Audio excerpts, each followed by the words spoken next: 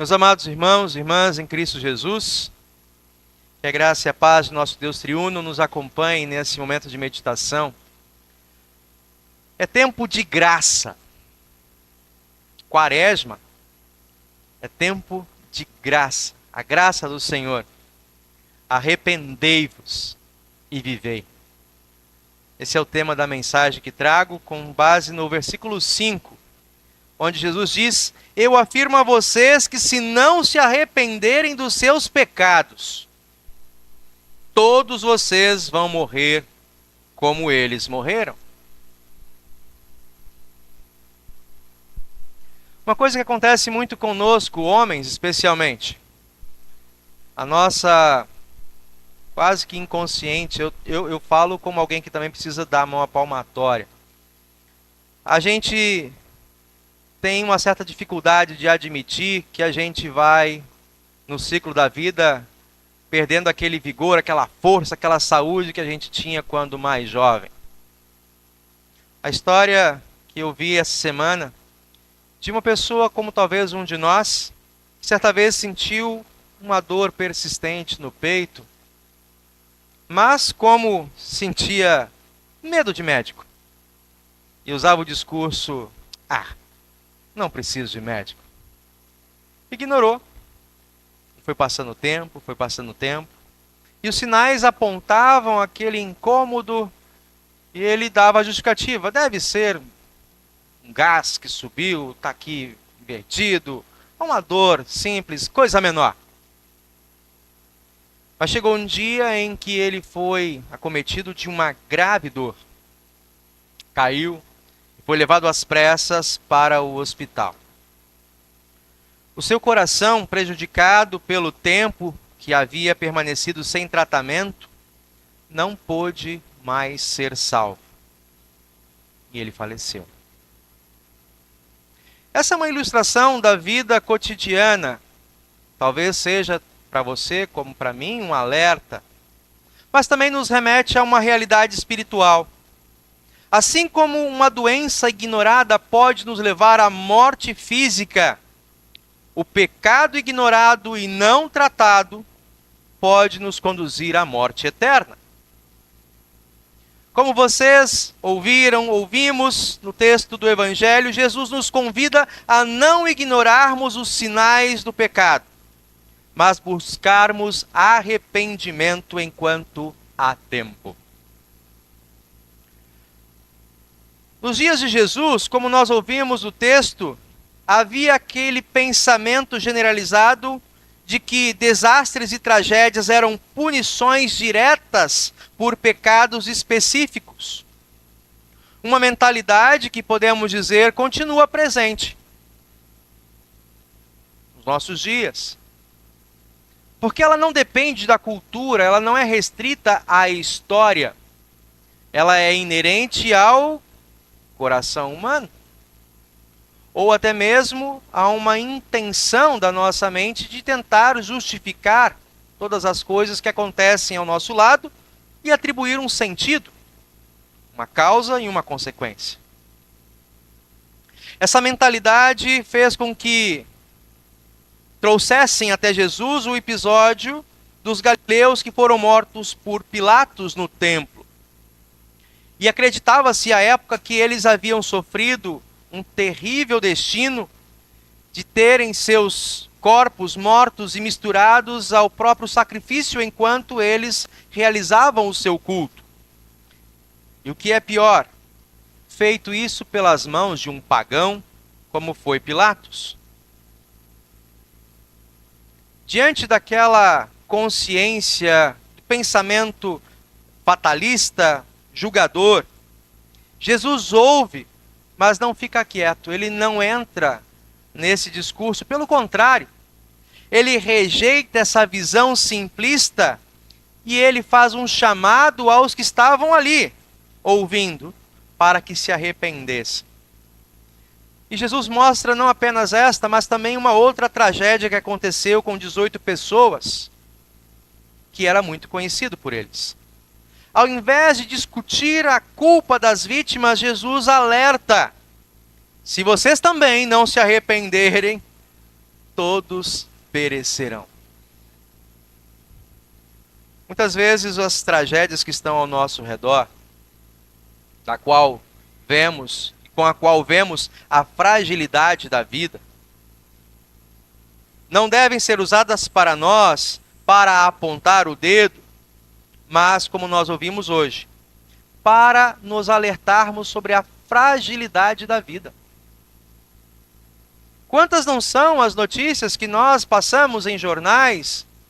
Pessoas caminhando pelas ruas da cidade, talvez no centro de Campo Grande ou no centro da cidade, fazendo suas compras, ou num simples passeio, e de repente uma marquise caiu. Não faz muito tempo, uma dessa aconteceu. Eu nem tinha visto. Essa semana mais uma. É? Pessoas caminhando, praticando exercício e de repente sente um mal-estar e falece. Jesus está mostrando para nós neste texto que a nossa vida é frágil, sim. E que nós precisamos nos alertar, estar atentos àquilo que importa, aquilo que de fato perdura, para além da nossa longevidade incógnita. Alguns chegam aos 15, 20, 45, outros chegam aos 80. Mas você que tem 20 não sabe se chega aos 45, muito menos se Deus te abençoará com os 80. Por que esperar apenas os dias longevos? E por que não aproveitar hoje, enquanto é tempo, e desfrutar da graça do Senhor? É esse o alerta de Cristo. Na sequência, ele traz uma parábola, mais uma de suas histórias que nos enriquece, pela qual nós também precisamos fazer um salto e não ficarmos apenas na contemplação da historinha. Jesus conta que então o dono de um vinhedo produzia uvas, tinha no meio desse vinhedo uma outra árvore. Havia uma figueira. E o dono daquele terreno vinha ano após ano, já pelo terceiro ano, para colher figos. E chegava lá e aquela árvore estava vazia, inútil. A atitude dele imediatamente foi mandar cortar. Corta! Está perdendo tempo, está consumindo energia de outras árvores. Elimina. Mas a atitude do cultivador, do administrador, do meieiro, foi de interceder. Não, senhor. Aguarde mais um tempo. Eu vou cuidar dela com mais atenção. Eu vou dedicar maior cuidado para ela. Eu vou colocar adubo, eu vou fofar a terra, vou mantê-la adubada. Dá um tempo a mais. Concede mais um período de espera e de cuidado. No ano que vem, quando o senhor voltar, se ela der fruto, olha que maravilha. Mas se ainda assim não der, aí não tem mais o que fazer. A parábola, nesse sentido, onde o cultivador, aquele que intercede, aquele que cuida, aquele que continua adubando, é conhecido por nós. Quem é? Jesus. Jesus. Ele é aquele que continua a alimentar a árvore e ele estende esse tempo de oportunidade. Essa passagem também se conecta com as nossas doutrinas, as nossas confissões, quando fala sobre o arrependimento. Ela fala de um tempo de urgência.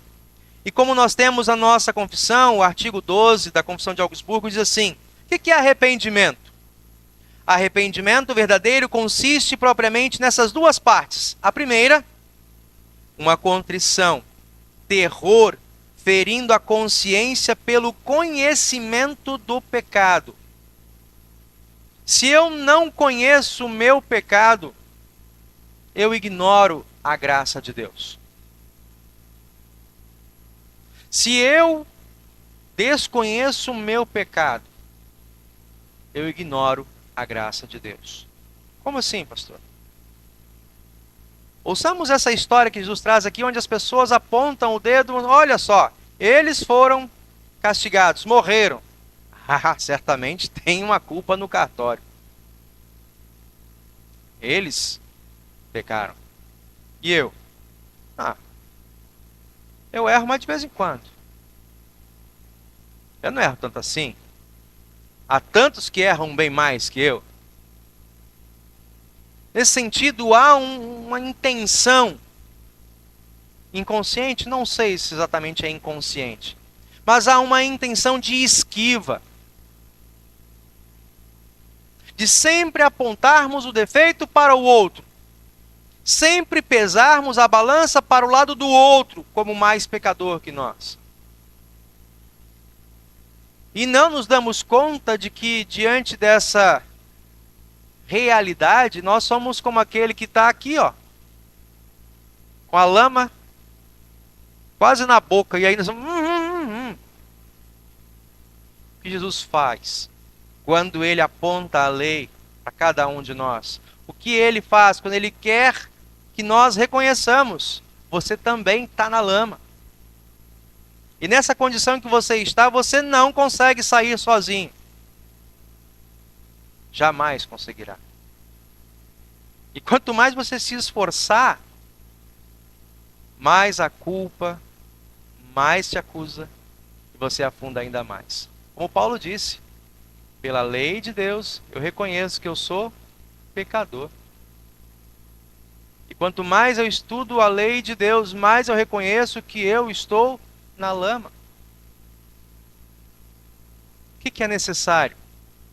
Que Deus desça, estenda a sua mão de graça, de perdão, de resgate e nos tire desse vale de lama que é o nosso pecado. Quando eu então tomo consciência pela palavra de Deus, também não é um estático. Acordei hoje, percebi que sou pecador, tenho que acertar minhas contas com Deus. Não.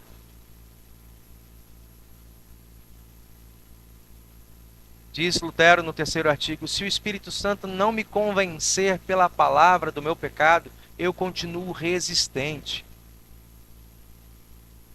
E esse é um alerta que nós precisamos continuar ouvindo. Não só aqueles que não pertencem à comunidade.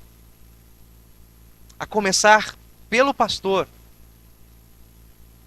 E na sequência, cada um de vocês que hoje se assenta a esse banco ou que nos acompanha por essa tela. Reconhecer o meu pecado e a minha fragilidade faz com que eu então me agarre e valorize a graça suficiente de Deus em Cristo Jesus. Portanto, arrependimento é isso. Primeiro, reconhecer a nossa incapacidade. E a outra parte, agarrar-se no Evangelho, em Cristo Jesus, confiar nele, no seu nome, na sua pessoa, no seu sacrifício, na sua disposição de descer do céu, se submeter como um feto, um embrião, um recém-nascido, se submeter como um culpado injustamente calado, se submeter ao juízo e ao martírio de pessoas ímpias e se entregar em morte e morte de cruz. Confiar nele e não em outro. E não confundi-lo em meio a iconografias de outras religiões sincretistas. Há um só homem, há um só Deus, há um só mediador, pelo qual importa, diante de Deus, a nossa salvação.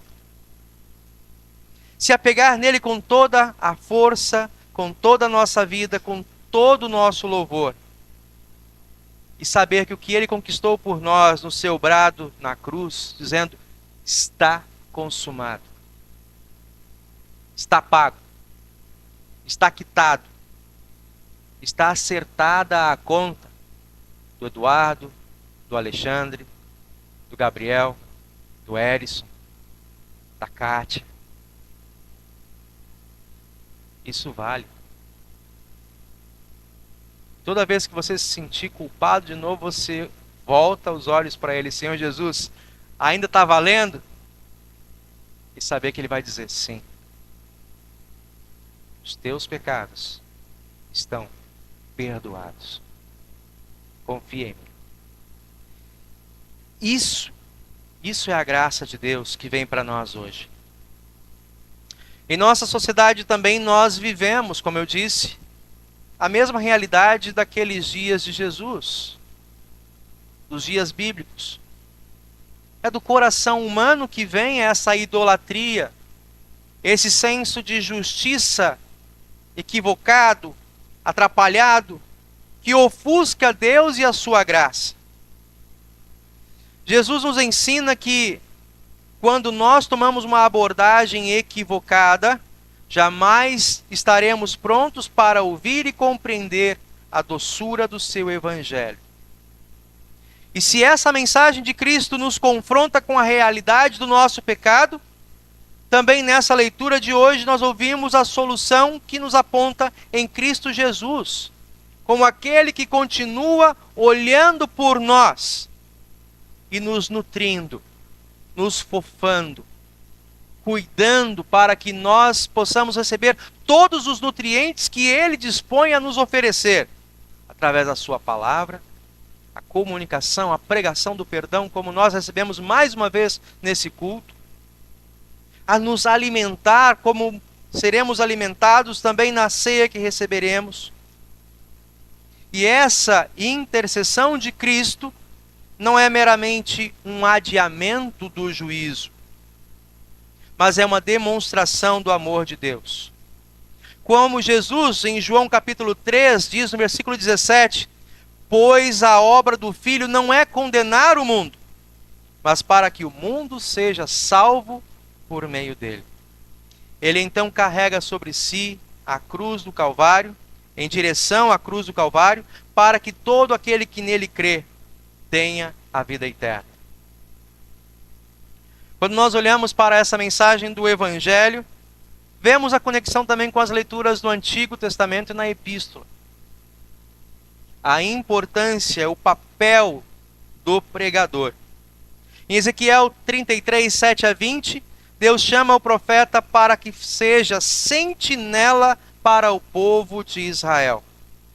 Aquele que prega a palavra do Senhor tem a responsabilidade de alertar sobre o perigo do pecado, sobre a necessidade de arrependimento.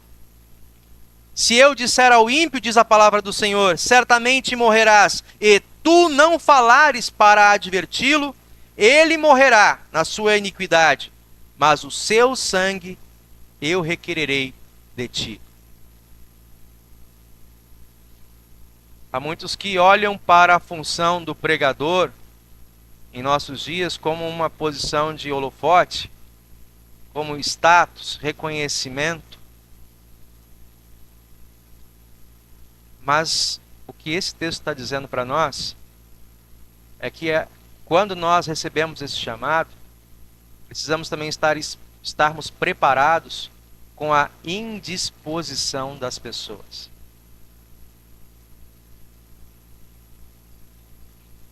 E aqui vale muito aquilo que o apóstolo Pedro disse em Atos capítulo 5, quando foi pressionado, constrangido pelo Sinédrio. Vocês devem se calar. O que vocês estão falando, apontando o pecado, falando desse Cristo que ressuscitou, isso está deixando o povo em polvorosa, está tirando a tranquilidade, está todo mundo bem, agora vocês começam a falar desse Cristo que ressuscitou, de um juízo iminente de Deus. Se vocês não calarem, nós vamos puni-los publicamente. Pedro e João, como muitos de nós ainda hoje, olharam e nós precisamos dizer, importa-nos servir a Deus e não aos homens. Muitas vezes vocês vão ficar aborrecidos comigo. Talvez muitos já tenham ficado em algum ou outro momento. Mas essa é a tarefa para a qual Deus me chamou. Eu me alegro muito quando aquilo que Deus coloca para nós instruirmos é acolhido pelos seus corações. E eu choro muito quando a palavra pregada é tomada como, às vezes, um ato de capricho, de vaidade de pastor. Não é. Quando a gente chama alguém para vir aqui ao altar, e quem conhece a minha caminhada aqui sabe o tempo que eu demorei para fazer um ato que parece simples, estender a bênção, mas não a comunhão da ceia. Sabe também da responsabilidade que pesa a nossa consciência como pastores. Se alguém come ou bebe do corpo e do sangue do Senhor indignamente, é réu do corpo e do sangue. Mas se ele faz por ignorância, o Senhor cobrará daquele que é o despenseiro. Pesa contra ele, mas também pesa sobre o despenseiro. Esse é o trabalho do pastor. Ser um atalaia do Senhor, ser um vigilante. Olhar e zelar pelas vossas vidas como quem presta conta de fato diante de Deus. O texto continua dizendo que nós precisamos estar alertas à pregação de arrependimento, não como uma opção, mas uma necessidade urgente, pois a misericórdia de Deus é oferecida e a resposta do pecador é essencial. Deus toca no meu coração pelo pregador. Ele pode fazer isso de maneira direta? Pode. Ele pode. Mas as formas como ele escolhe não está no nosso controle. E muitas vezes ele vai usar de mim para tocar no seu coração, para te chamar ao alerta em tempo oportuno de graça, ao arrependimento. O mesmo nós ouvimos na carta de Paulo aos Coríntios. Paulo recorda aos israelitas que, apesar de terem experimentado bênçãos e milagres de Deus no passado, muitos deles caíram no deserto por causa de incredulidade, coração endurecido. E conclui dizendo: aquele que pensa estar de pé, que não caia. Irmãos, não é colocar terror. Eu costumo dizer sempre, vocês já me ouviram em outros momentos, há muitos que se valem desse lugar de autoridade para substituir: você estava num caminho de pecado, seguia essa religião, agora você tem que seguir o que eu dito. Usando uma linguagem, mais interiorana, é você tirar um cabresto e colocar outro. A palavra diz que nós somos libertos das opressões do pecado em Cristo Jesus. O pastor não é aquele que coloca sobre vocês um outro jugo. O pastor é aquele que senta com vocês e olha para a cruz de Cristo que nos liberta e convida. Se há um jugo a colocar, é o jugo que Cristo coloca sobre o pastor e sobre vocês. Caminhemos juntos e olhemos juntos para o autor e o consumador da nossa fé. Pois é melhor estarmos sob o jugo de Cristo que sob o jugo de Satanás. Portanto, o papel do pastor não é mais aquele que joga sobre suas costas mais um jugo estranho, mas é aquele que aponta com você para a fonte de libertação e segurança para as nossas vidas, para que possamos diante dele, em humildade e toda confiança, apresentarmos frutos dignos de arrependimento. Que frutos seriam esses? Se nós olharmos para a palavra do Senhor, em Lucas capítulo 3, o próprio João Batista na sua pregação nos fala. Senhor, agora que nós conhecemos a graça, que fomos batizados, que recebemos este perdão, o que vamos fazer? O que vamos fazer? Agora que vocês são novas criaturas, que já foram alcançados pela lei de Deus, convertidos e trazidos aos pés de Cristo, ofereçam a Ele a vossa vida. Ah, mas nós queremos entender coisas práticas. Ok. Você roubava? Não roube mais. Você era desonesto? Pensava em tirar vantagem sempre? Seja uma pessoa que esteja contente com aquilo que Deus te dá. Ah, você é alguém de autoridade e exerce autoridade sobre outros? Não faça isso de maneira opressiva, mas de maneira ordeira, com decência, com equivalência. Não prevaleça um em detrimento do outro. Se você é alguém que pratica, o trabalho, o cuidado em casa, trate com amor, com respeito seu irmão, a sua irmã. Ontem a gente teve uma conversa, nossa aula de catecismo, como Jesus alerta isso. Palavras, ainda que aparentemente inofensivas, elas têm poder. Cuidemos das nossas palavras. Não chame o seu irmão de tolo, porque você pode estar precipitando-se em uma condição de assassino. Edifique o seu próximo com as suas palavras. Que nós, meus amados irmãos, possamos ouvir o chamado ao arrependimento do Senhor, não com resistência ou com a indiferença, mas com humildade e fé. Que a paciência de Deus nos leve a uma mudança constante e, pela ação do seu Espírito Santo, frutifiquemos em arrependimento e fé, pois a sua promessa continua sendo a mesma. Eu vim para que tenham vida e a tenham em abundância. Por Cristo. Amém.